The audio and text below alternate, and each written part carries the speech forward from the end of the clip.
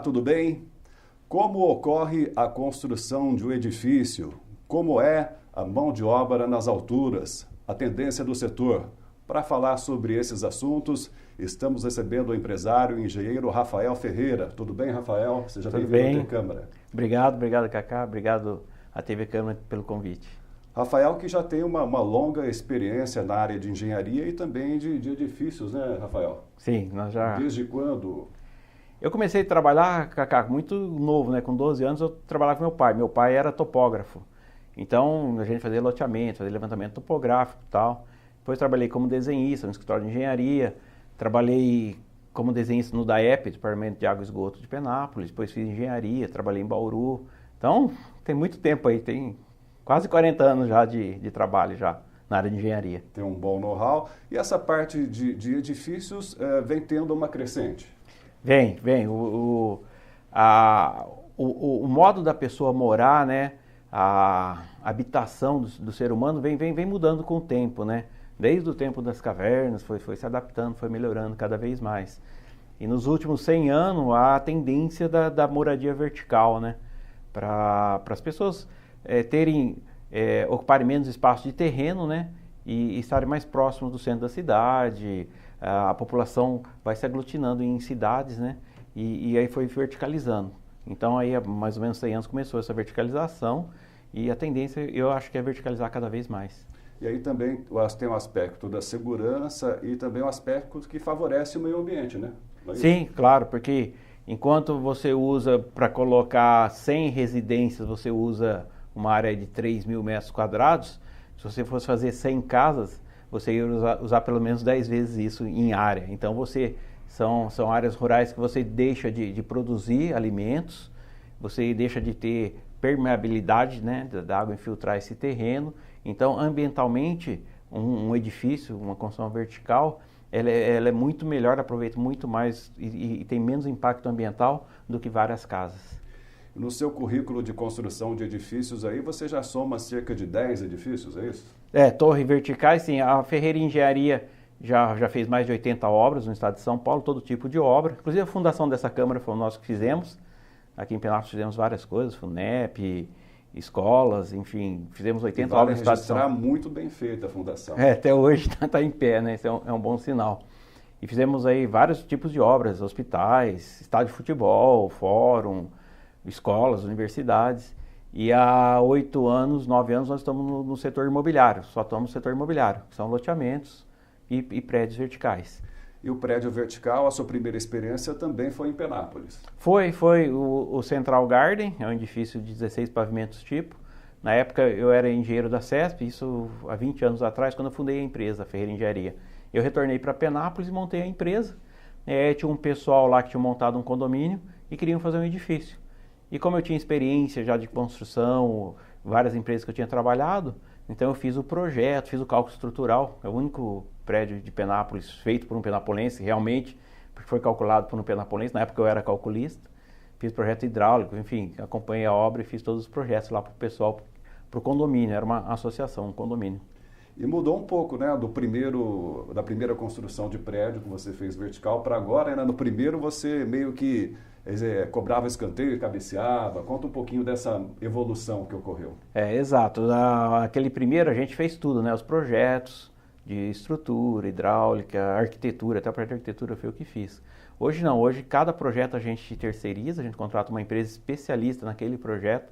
Então nós temos um escritório especialista em arquitetura, que é um escritório de Ribeirão Preto, que faz vários projetos para a gente. Nós temos outro que faz todo o projeto estrutural, que é a parte de concreto, né, para o prédio parar em pé. Outro de hidráulica, outro de elétrica. Hoje nós temos até um especialista de ar-condicionado, que faz só de ar-condicionado, outro que faz só o projeto de bombeiro, outro que faz o projeto de encanamento de gás. Então o edifício se tornou uma coisa muito complexa e ele precisa de muita tecnologia. Então a gente contrata sempre as empresas especializadas para prestar serviço para a Ferreira Engenharia na área de projeto. E simultaneamente você está na liderança aí de quantas obras de prédios verticais? Tem um em Penápolis, que eu gostaria que você falasse, né, na frente do hospital da Unimed. Exato, aqui em Penápolis nós temos o residencial Firenze, que é ali ao lado do hospital Unimed. Nós temos em Araçatuba vários entregues já. Hoje nós temos em construção o maior edifício do interior de São Paulo, que é o New York Tower, um edifício com mais de 50 mil metros de área construída. Só para você ter uma ideia, Cacá, no subsolo existem 600 vagas de estacionamento para baixo da terra. Então é um prédio muito grande, é o maior empreendimento imobiliário do interior de São Paulo. Esse é o que fica na frente do Bola 7. Exato, na Avenida Brasília. Lá nós estamos concluindo agora, esse mês, entregamos a segunda torre do Dueto Boulevard, é um edifício com 204 apartamentos. Estamos iniciando um edifício estúdio, que é o primeiro de Araçatuba, são apartamentos estúdios com serviços, que nós estamos começando agora, chama Optal. Então nós estamos lá em Araçatuba com 3 empreendimentos, em Birigui nós temos 2 torres, que tem um total de 240 apartamentos, é um prédio bem grande também, são 2 torres com 240 apartamentos. Estamos entregando a primeira torre agora e a segunda torre no ano que vem. Eu até pus o nome das minhas filhas, uma chama Torre Sofia e outra chama Torre Olívia. Rafael, e quais são as principais diferenças assim da construção comum, que é no térreo, e para uma construção de prédio vertical?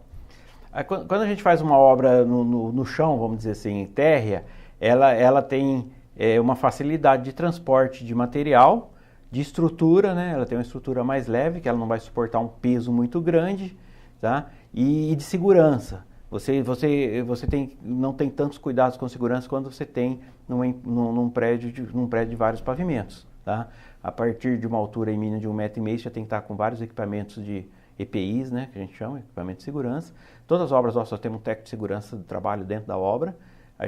Cada empreendimento, a gente faz um projeto de segurança do trabalho, mandamos para o Ministério do Trabalho, que acompanha todo esse empreendimento, desde o início até o fim. E com relação à fundação, imagino o cuidado e atenção que se tem que ter, né, com a fundação de um prédio. Sim. E aí também gostaria que você falasse sobre a fundação do prédio que você está construindo em Penápolis, na frente do Hospital da Unimed, que é uma fundação diferenciada. Exato.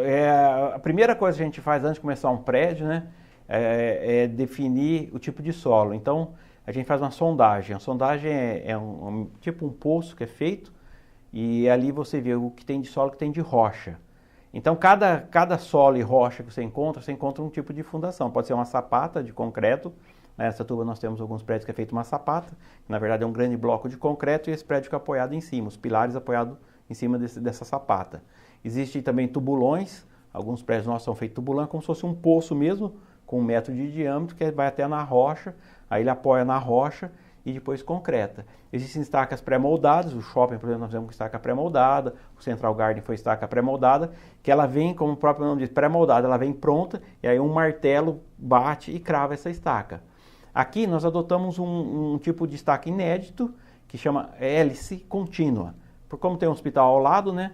Nós pensamos, poderíamos ter feito outros tipos de fundação, mas escolhemos a hélice contínua, ela é mais cara, entretanto, ela consiste de uma perfuratriz, como se fosse uma broca, que perfura o solo e depois ela injeta concreto com altíssima pressão lá dentro. E ela vai injetando esse concreto dentro do solo e sai, e não faz barulho nenhum, não tem impacto, não tem vibração. Aí nós adotamos esse tipo de fundação para não ter nenhum impacto ao lado ali, que tem um hospital, né? E de uma forma simples, daria para passar assim a fundação, o suporte das toneladas, né, que vai crescendo, quanto mais apartamentos, uma fundação tem que ser mais forte. Sim. Que cálculo que dá para fazer? Claro. São várias cargas, vários carregamentos que incidem sobre uma edificação, sobre um prédio, tá? Existe desde o peso próprio, que é o próprio, como o nome diz, peso próprio, são as vigas, os pilares, os revestimentos e tudo que compõe a própria obra. Existem cargas acidentais, que são os móveis que tem dentro as pessoas e materiais que as pessoas levam para dentro do prédio. E existem algumas cargas, como carga de vento, que é uma carga muito grande e tem que ser considerada. Quando eu calculei, por exemplo, aqui o Central Garden, existe uma tabela, uma norma que por região. E aqui, se não me engano, na época, a gente teria que adotar 180 km por hora, que é um vento que provavelmente nunca vai ocorrer. A gente tem que calcular esse impacto do vento na edificação. Porque esse impacto do vento, ele vai para a fundação. Então, ele leva muita carga, muito carregamento para a fundação. Uma conta bem simples para a gente fazer, assim, que a gente até usa para dimensionar, a gente estima mais ou menos 1 tonelada por metro quadrado. Então, se você pegar um prédio que tenha 500 metros quadrados, a gente pode imaginar 500 toneladas de peso próprio, né, e a carga acidental, sem a carga de vento. Então, se você imaginar um prédio de 500 metros quadrados, 4 apartamentos por andar, e se ele tiver 20 andares, então você já tira a carga aí, você vai ter 500 toneladas por pavimento, tá? Você vai chegar a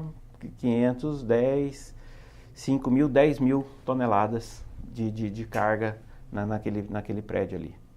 Tá? Me desperta muita curiosidade com relação à mão de obra de trabalhar nas alturas, né? Como que é isso? Não é para qualquer um. Não é para qualquer um. Primeiro tem que ter coragem, né? Eu não tenho muita, não. Eu subo nos meus prédios lá. Nós temos um prédio lá em Araçatuba de 31 lajes, então é muito alto. É o maior prédio de Araçatuba, Residencial Madrid. Então você chega lá em cima, você vê Birigui, você vê até Penápolis, alguma coisa. Então eu não chego muito na beirada, no beiral do prédio. Mas o trabalhador de altura, primeiro, além de não ter medo, né? Ele tem que ter um curso para trabalho em altura, como o próprio nome diz. Ele tem que fazer esse curso, tem que ter esse diploma, esse certificado aprovado para ele poder trabalhar na altura. E aí ele tem que usar todos os equipamentos para aquele tipo de função. Se for pintura, né, o pintor ele tem alguns equipamentos que são obrigatórios. Se ele estiver trabalhando na própria estrutura do prédio, ele tem alguns equipamentos, tá? Como cinto de segurança. E nós também usamos, se você ver no Residencial Firenze, vai ver que tem uma tela em volta. Aquela tela lá tem até a marca da Ferreira Engenharia, mas não é para propaganda. Aquilo, além dela evitar algum material, ela absorve se tiver um impacto de alguma pessoa. A cada 3 pavimentos é obrigatório fazer uma bandeja. Então, se eventualmente um trabalhador, graças a Deus nunca tivemos isso nas nossas obras, né? Mas se eventualmente um trabalhador vier a cair e o cinto de proteção de segurança dele romper o cabo também, que é praticamente impossível, ele ainda cai nessa tela, essa tela absorve ele. E aí, além dessa tela, ainda tem a bandeja, que se vocês verem, parece uma bandeja mesmo que fica em volta do prédio. Então, todos os equipamentos de segurança são obrigatórios e nós temos todas as obras nossas, como eu já disse, tem um técnico de segurança dentro da obra, conferindo, porque mesmo a gente exigindo, entregando material, às vezes algum funcionário não usa. Então, além de ser obrigatório, a gente tem que ficar fiscalizando e verificar se eles estão usando. E com você já teve alguma situação em construção em que a pessoa começou a trabalhar e ficou com medo, falou, não é para mim essa situação e desistiu? Já teve, sim, já teve casos disso, da pessoa fazer o curso, né, de altura e depois chegar lá e ficar com certo medo, que não justifica, né, porque tem todos os EPIs. E pedir, deixa eu trabalhar dentro do prédio, porque às vezes algumas pessoas ficam por fora e outras por dentro. E a pessoa pede para trocar, deixa eu trabalhar na parte de dentro. Às vezes pintura, você tem externa, tem interna, reboco, você tem reboco interno, reboco externo. Então há casos, sim, das pessoas às vezes não ficar muito confortável. E por trabalhar na altura, a mão de obra é mais cara?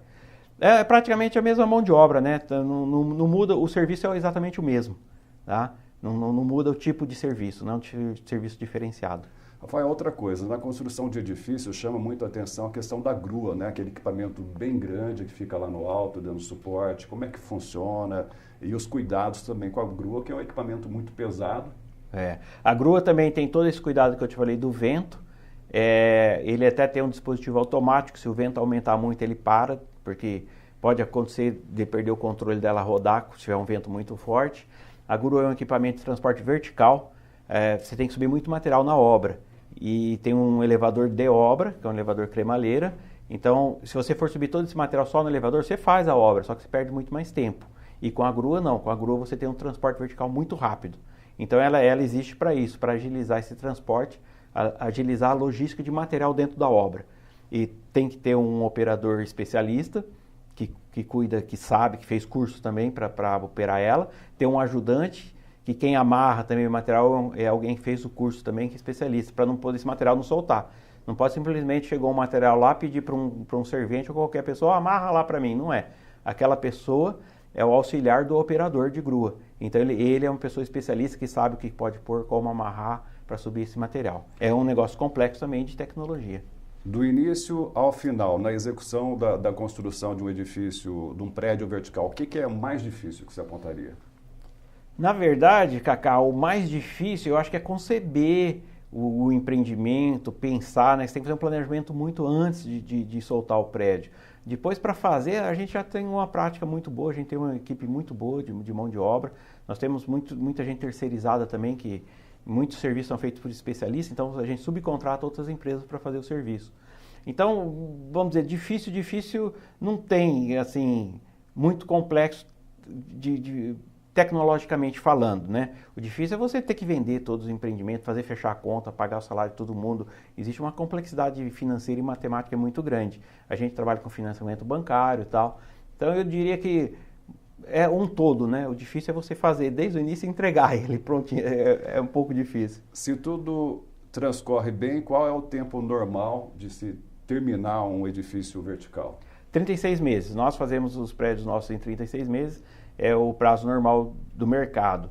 É óbvio que esse prazo pode ser estendido, que nem o Central Garden, que era uma associação, né, de moradores, era um condomínio, demorou 8 anos para ser construído. Os prédios antigamente demoravam 10 anos, 8 anos para ser construído. Até porque não tinha essa tecnologia de grua, de estrutura, aço, que a gente já comprou aço todo cortado e dobrado. Existe uma série de tecnologia hoje que mudou muito essa construção. Mas na China, como a gente estava falando até agora há pouco, se faz prédio pré-moldado também muito rápido. Esses tempos, eu estava vendo lá, fizeram um prédio em 4 meses. Aí você vai montando uma estrutura pré-moldada. É possível sim também, menor tempo. E é confiável esse prédio da China? Assim? Sim, é confiável, é confiável. Para a gente ver uma coisa, o tempo de quase 100 anos atrás, o Empire State, em Nova York, foi construído em 1929. Ele foi feito em 12 meses. Ele tem 110 andares. Foi, durante 50 anos, o prédio mais alto de Nova York. Até hoje é um ícone, né, da construção civil em Nova York. Ele foi construído em 12 meses apenas, isso em 1929, em plena época de depressão da Bolsa de Valores, né? Rafael, e sobre a tendência de tamanhos, né, de apartamentos? Tem uma variável bem grande, né? Tem. O mercado, alguns segmentos estão melhorando.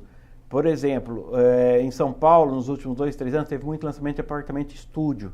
O que é o apartamento estúdio? É um apartamento pequeno, de 30 a 40, 50 metros quadrados. Os prédios geralmente têm serviços, a gente fala pay-per-use, que se você só usa, você só paga se você usar, como faxineira, lavanderia, cuidados com pets, com animais, enfim, vários serviços que o próprio prédio oferece para o morador. As famílias mudaram muito. Na época que eu nasci, na década de 60, a média era 6 filhos por casal, né? Hoje está em 2,2. Reduziu muito. Tem muita gente solteira, muita gente divorciada, muita família pequena, né? Só o casal, sem filhos. Então, o mercado de construção civil se adaptou muito a isso. Hoje, o que mais está vendendo na capital, em São Paulo, são apartamentos e estúdios. E nós trouxemos para Araçatuba o primeiro empreendimento estúdio, que lançamos agora há 2 meses, chama Uptown Residência. É um prédio nesse modelo, tem 34 metros quadrados, são apartamentos e estúdios com serviços dentro do próprio prédio. E a aceitação tem sido boa? Muito boa, muito boa. Diante do cenário econômico brasileiro aí, a gente tem apartamento em Araçatuba também de até 240 metros quadrados, então a gente percebeu que é um nicho novo na construção civil. São apartamentos de alto padrão com pequena área construída. Já tem em São Paulo apartamento de até 14 metros quadrados, 14, 15. O nosso lá de Araçatuba tem 34 metros quadrados. Muito legal. Rafael, saindo um pouquinho da parte de prédios verticais, também para outras construções. Você já falou no começo aí do número grande, né, que a Ferreira Engenharia já tem empreendimentos aí. Vamos retomar, né? Quantas obras aí, é tanta coisa. Nós já fizemos mais de 80 obras no estado de São Paulo e fizemos várias obras de terceiros, né? Hoje nós só atuamos no mercado imobiliário. Então nós só atuamos hoje no mercado de incorporação, que são prédios, edifícios verticais, loteamento, shopping center e agora estamos entrando em hotelaria. Falar em loteamento, você tá para lançar um novo loteamento em Penápolis. Estamos, já está quase pronto aqui, indo para o aeroporto ali. Vai chamar Maria Elias Ferreira, é um loteamento pequeno, com 65 lotes na faixa de 250 a 300 metros quadrados. Eu acredito que dentro de 60 dias a gente termina toda a parte de infraestrutura, pavimentação, iluminação, área verde, já tudo pronto. A gente só começa a vender quando tiver tudo pronto. E Penápolis tem o prazer, a satisfação de ter o Penápolis Garden Shopping, né? É um presente que você viabilizou para a cidade. Muita gente duvidou, porque Penápolis, 65 mil habitantes, ter um shopping e hoje é realidade, muito bem frequentado. Lembra um pouquinho, né, desse grande desafio que foi fazer o shopping aqui em Penápolis. Foi mesmo, Cacá. O shopping foi um desafio, já estamos com 1 ano e meio já de inauguração. Nós estamos com todos os mix lá dentro praticamente já alocado. Só falta uma âncora de moda. Sexta-feira eu estive em São Paulo. Eu acredito que dentro de um mês eu devo estar já anunciando essa âncora de moda, que é uma moda para a família, que é o que falta lá dentro do shopping.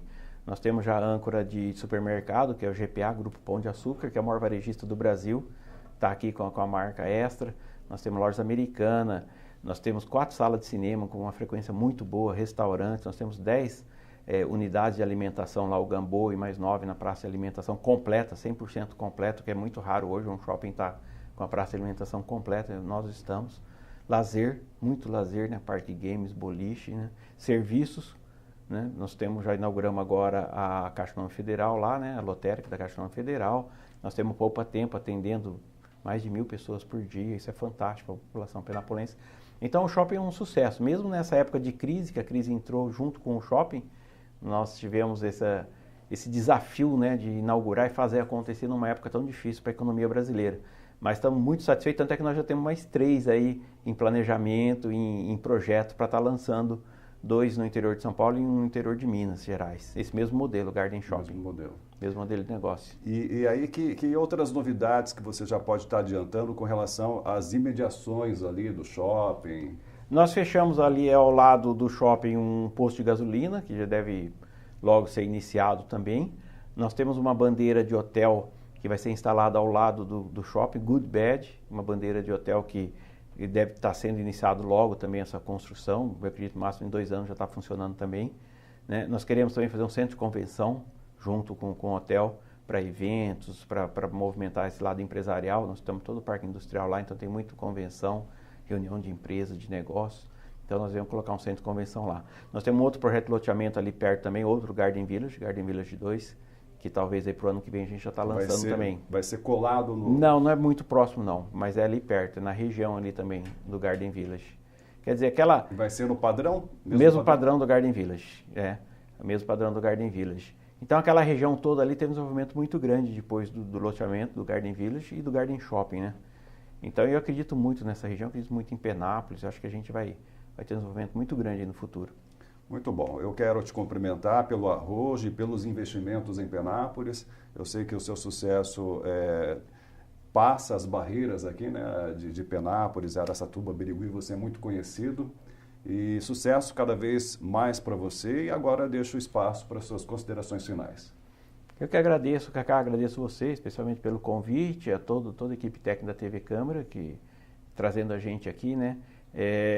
Eu assisto vocês bastante, esse dia mesmo estava o Ricardo Barreto aqui, né? Eu sempre assisto, acredito que vocês têm uma audiência muito grande, vocês levam bastante informação, né? Nessa entrevista o Ricardo Barreto é bem interessante, falando de saúde do homem, é importante isso. E espero contribuir com a minha cidade e trazer cada vez coisas novas para Penápolis. Eu ver a nossa cidade, né, Cacá? É legal, quem é daqui e quem vem para cá também, quem conhece Penápolis, se apaixona e quer cada vez mais que a cidade melhore, e a gente quer também, a gente torce muito por Penápolis. Obrigado. Okay, obrigado. Eu conversei com o empresário Rafael Ferreira. Muito obrigado pela sua atenção e até a próxima oportunidade.